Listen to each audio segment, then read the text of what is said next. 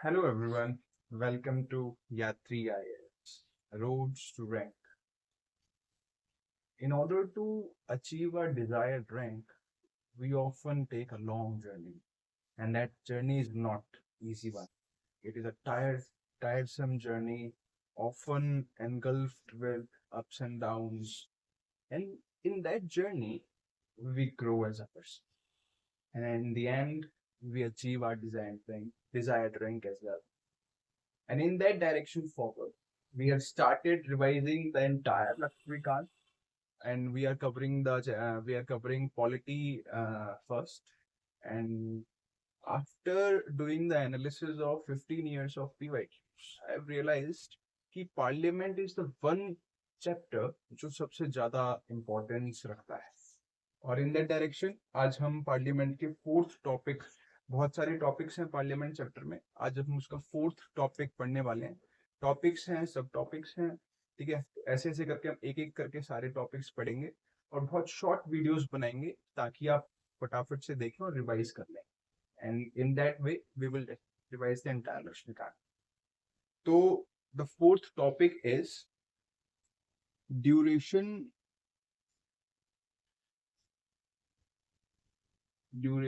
Of two houses. हमारे parliament में दो हाउसेस हैं,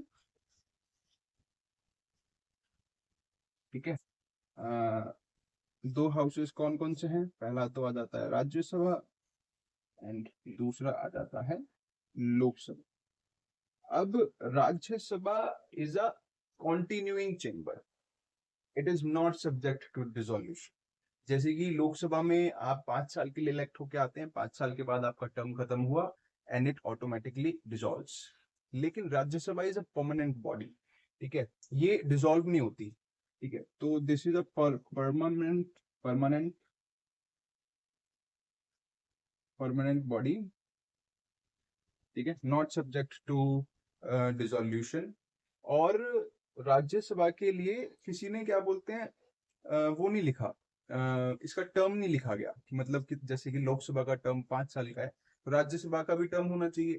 तो कॉन्स्टिट्यूशन ने तो नहीं लिखा. कॉन्स्टिट्यूशन इस बात पे टर्म को लेकर चुप रहा राज्यसभा को लेकर. तो जब कॉन्स्टिट्यूशन कुछ नहीं बोलता तो फिर आती है बारी पार्लियामेंट की.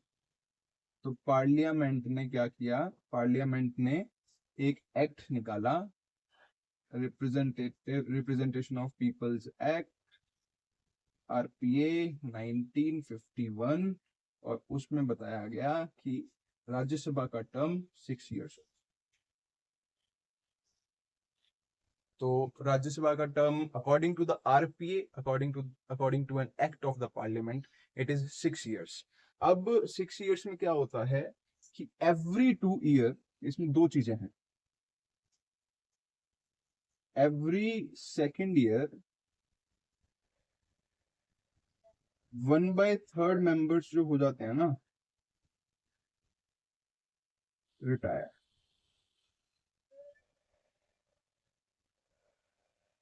Every second year 1/3 members of the Rajya Sabha retire.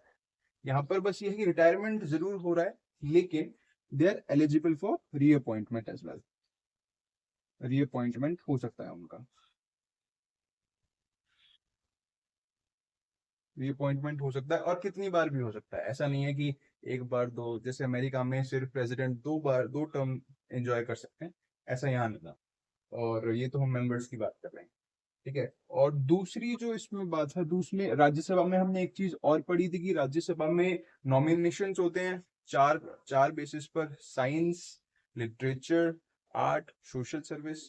तो जो नॉमिनेशन होते हैं वो हर 3 साल पे होते हैं, every third year. Every third year presidential nominations होते हैं. तो राज्यसभा में सिर्फ इतनी सी ही बात है कि अपना इसका टर्म कॉन्स्टिट्यूशन ने डिक्लेयर नहीं किया, पार्लियामेंट ने एक एक्ट बनाया और उस एक्ट के अकॉर्डिंग इसका टर्म हुआ 6 इयर्स, ठीक है.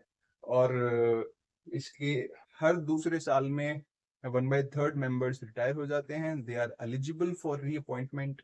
हर तीसरे साल में प्रेसिडेंशियल नॉमिनेशन होते हैं। अब लोकसभा जो है it is representing the people of India, ठीक है। और लोकसभा का जो टर्म है वो है 5 years। 5 साल के बाद लोकसभा डिसॉल्व हो जाती है, दोबारा से इलेक्शन, डायरेक्ट इलेक्शन होते हैं और दोबारा से आपके इलेक्टेड रिप्रेजेंटेटिव्स लेजिस्लेचर में आके बैठते हैं। तो 5 साल हो जाए तो हो जाता है ऑटोमेटिक डिसोल्यूशन। ऑटोमेटिक डिसोल्यूशन हो गया।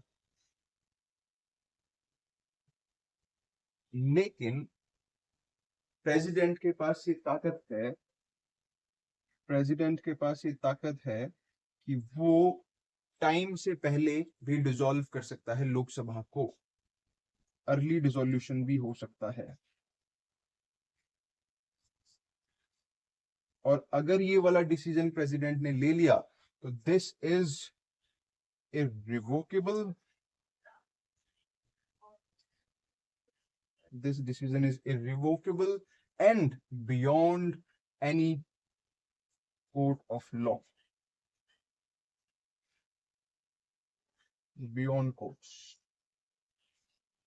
इस डिसीजन को आप किसी कोर्ट में चैलेंज नहीं कर सकते कि प्रेसिडेंट ने लोकसभा का टर्म पहले क्यों डिसॉल्व कर दिया।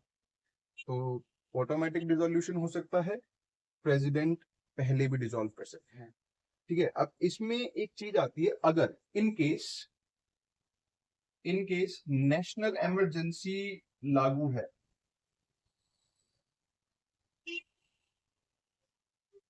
नेशनल इमरजेंसी अगर लागू है तो लोकसभा का जो जैसे नॉर्मल ईयर में नॉर्मल 5 साल का टर्म होता है, लेकिन अगर नेशनल इमरजेंसी लागू है तो आपका टर्म 1 साल के लिए एक्सटेंड किया जा सकता है। 1 year एक्सटेंशन ले सकते हैं for indefinite period of time.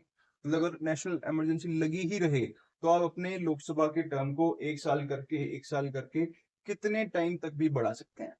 ऐसा हमारी आज तक की हिस्ट्री में एक बार ही हुआ है, जब इंदिरा गांधी जी ने अपने टर्म में नेशनल इमरजेंसी लगाई, ठीक है, इंटरनल कॉन्फ्लिक्ट की वजह से, और वहां पर उन्होंने अपना टर्म भी 1 साल बढ़ाया था, ठीक है।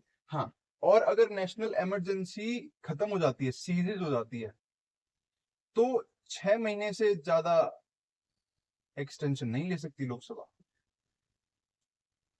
तो ये है अपना ड्यूरेशन ऑफ 2 हाउसेस, ठीक है। ये आज छोटा सा ही टॉपिक था तो अपना जल्दी खत्म हो गया, और it is better for you to watch a small video and revise the entire Laxmikanth in this way. So all right, guys. As I always say, we have to do only two things. First is revision. Revision is a must, and second is answer writing practice. So for answer writing, you can join our initiative called UPSC Writers Club on Telegram, where you can post your answers daily and build a discipline or a resilient discipline. All right. Thank you.